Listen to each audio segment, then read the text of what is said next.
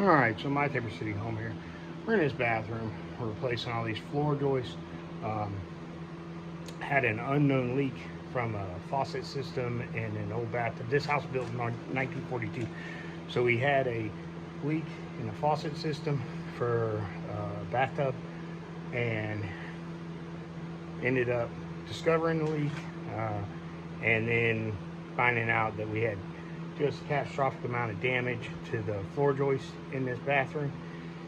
And so we were going to scab them originally, and then when we started getting into the way they had laid the floor system from 1942, they had laid in a 1-inch mortar bed with wire mesh in it, which we had to bust that up. On top of that, it was about 1.5 inches of mortar with tile on top of that. So in order to have the floor consistent with the rest of the house, we were going to have to raise everything 1.5 inches. We were going to, originally we had talked about building that up with subfloor, with plywood, that kind of thing. But once we got in those joists, we were thinking about scabbing, and once we got into the joists, it was evident that the joists were going to, by half of the joists were going to have to get cut out in order to get rid of all the wood rot. And it was just a far better financially and structurally plan to just go ahead and replace all the floor joists. So that's what we're doing. This morning we've been knocking out, getting these floor joists swapped out.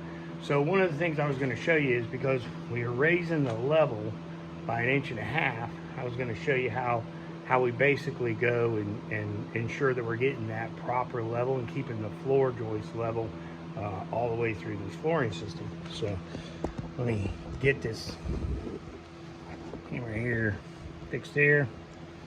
So we have our ledger board here that's original, and on top of this joist we have our 16-inch on center marked up here, and then our center of our 2x10 marked there, right? So we know we got everything in the right spot. So we're gonna come off this ledger board with our speed square, and we know we're gonna give it our mark here, okay?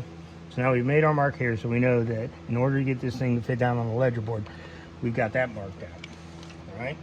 So let me swap this camera around here. So now what we're going to do is we're going to actually flip this board over.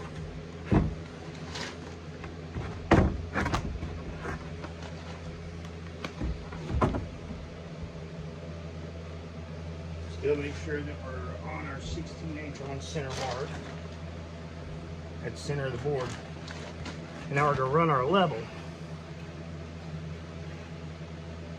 And as we can see, looking, we're level here on the bubble, okay? So we've got it resting on the floor joist that we've already done. Now we're gonna come just here below our level.